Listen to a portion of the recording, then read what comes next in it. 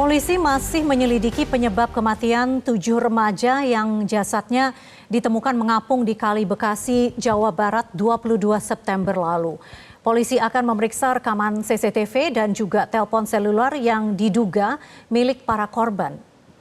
Kabid Humas Polda Metro Jaya, Kombes Pol Ade Arisham Indradi mengatakan pihaknya akan melibatkan tim digital forensik untuk memeriksa rekaman CCTV dan ponsel korban. Pemeriksaan ini untuk mengetahui secara utuh peristiwa di balik tewasnya ketujuh korban dan mengungkap penyebab ketujuhnya melompat ke Kali Bekasi. Ketujuh jenazah remaja ditemukan di aliran Kali Bekasi pada 22 September lalu. Polisi menyebut ketujuh jenazah adalah pelaku tawuran yang melompat ke kali untuk menghindari patroli polisi. Beberapa handphone saat ini sedang dilakukan pemeriksaan secara laboratoris oleh tim digital forensik. Ya. Jadi penyelidikan, kemudian penyelidikan temuan peristiwa penemuan jenazah, penyidikan kasus penemuan sajam itu dilakukan secara saintifik. Propam Mabes Polri dan Kompolnas dilibatkan untuk mengungkap dan mengusut kasus temuan 7 jenazah di Kali Bekasi. Apa saja temuannya sejauh ini? Kita akan membahasnya dengan Ketua Harian Kompolnas, Beni Mamoto. Selamat sore Pak Beni, selamat bergabung di Metro hari ini Pak. Selamat sore. Ya, Pak Beni, sejauh ini apa fakta yang didapat Kompolnas terkait dengan temuan 7 jenazah di Kali Bekasi?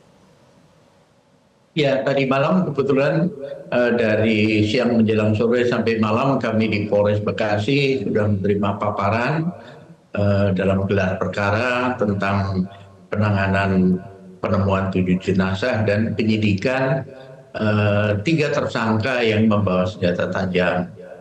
Jadi dari gelar perkara tersebut kami sudah mendapatkan penjelasan tentang bagaimana peristiwa sampai dengan ditemukannya 7 jenazah. Kita semua mendengar bagaimana rilis dari di Humas Polri, Polda Metro maupun dari pihak Kapolres bahwa berdasarkan keterangan saksi-saksi berkumpullah di situ sekitar 60 orang anak-anak yang merencanakan mengadakan tawuran, kemudian ternyata terdeteksi oleh patroli cyber dan akhirnya patroli perintis presisi mendatangi lokasi tersebut dan mereka bubar. Sebagian lari ke gang, sebagian lari ke sungai, dan akhirnya ada yang diselamatkan dan sebagainya. Jadi dari keterangan saksi-saksi tersebut, kebetulan saya diberi akses untuk mewawancara 3 tersangka yang bawa sajam, kemudian juga ada saksi yang ada di TKP dalam hal ini ketika mereka berkumpul. Nah di situ terkonfirmasi bahwa ketika patroli datang itu tidak ada hal-hal yang terjadinya kekerasan dan sebagainya. Dan ini terkonfirmasi dengan hasil otopsi luar, tidak ditemukannya luka terbuka dan sebagainya. Namun kita semua masih menunggu nanti hasil akhir dari otopsi itu. Nah yang menarik ketika kami wawancara dengan 3 tersangka tersebut, salah satu adalah anak masih di bawah umur, artinya anak berhadapan dengan hukum. Dan mirisnya lagi ketiga anak ini ketika kami wawancara ada berbagai macam latar belakang. Ada masalah keluarga, masalah ekonomi, pendidikan putus sekolah hanya sampai SMP dan sebagainya, menganggur dan sebagainya. Dan mereka berdomisili di beberapa titik yang sudah dipetakan oleh pihak kepolisian. Memang daerah itu sering penduduknya atau anak-anak mudanya di sana itu terlibat dalam aksi-aksi tawuran. Nah dalam konteks ini kami ingin menyampaikan bahwa kami ditanya oleh media yang menanyakan, Pak, katanya ada tembakan. Nah, pertanyaan itu kemarin sudah kami tanyakan kepada petugas tim patroli presisi. Apakah melakukan tembakan peringatan? Tidak, Pak. Kami tanyakan kepada saksi, tidak, Pak. Nah, ternyata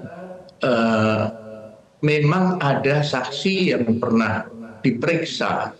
Awalnya dia mengatakan, ya saya dengar seperti tembakan, tapi tidak yakin.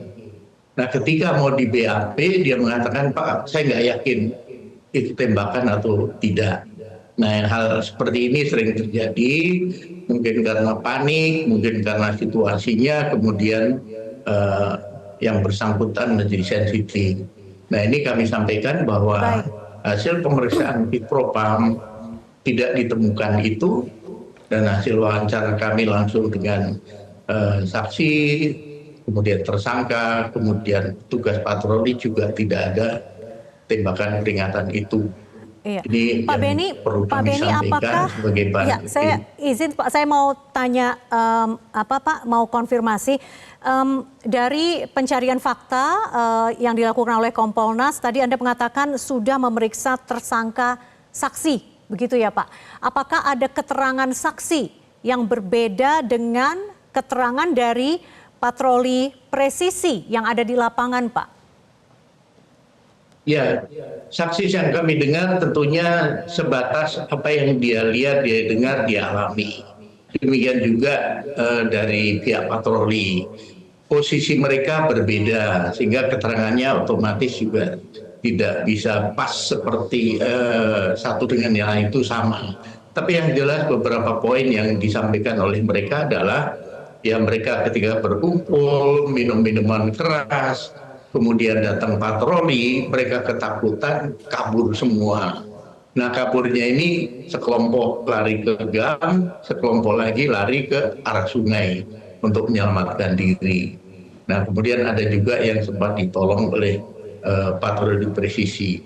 Nah, keterangan-keterangan mereka inilah yang kemudian bisa membantu mengkonstruksi peristiwanya itu apa sih yang terjadi. Nah, ini tentunya nanti masih didukung dari hasil pemeriksaan HP mereka, CCTV, kemudian pemeriksaan DNA. Sebagai catatan bahwa mereka ini ada yang tidak saling kenal, karena ternyata mereka diundang, ada yang lewat WA, ada yang mereka mengikuti live Instagram. Rencana mereka mau tawuran, mereka mengundang. Sehingga anak-anak ini begitu dia tahu, mereka langsung datang ke sana. Saya tanyakan kepada mereka, tahu nggak risikonya tawuran? Tahu, Pak.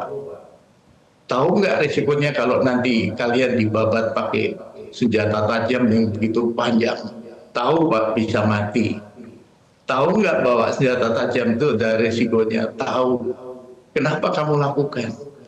Nah, macam-macam jawabannya. Ada yang, ya saya ingin menunjukkan bahwa saya jagoan. Ada yang mengatakan bahwa ya daripada saya di rumah suntuk, frustrasi, saya gabung dengan teman-teman.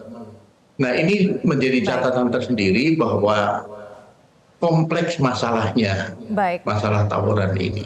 Pak Beni, saya ingin kembali ke fokus ke peristiwa. Kan ini kita ingin tahu apa yang terjadi pada Sabtu dini hari sehingga hari Minggu ditemukan 7 jenazah remaja mengapung di Kali Bekasi begitu. Nah, apakah Kompolnas juga mendapatkan keterangan dari petugas patroli presisi terkait dengan misalnya kesaksian bahwa memang ada remaja yang terjun tanpa dibantu apapun, memang terjun sendiri ke kali, atau mungkin ada yang katakanlah menerjunkan atau menjatuhkan korban begitu. Ada kesaksian yang dalam lingkup pertanyaan saya tadi, Pak Beni.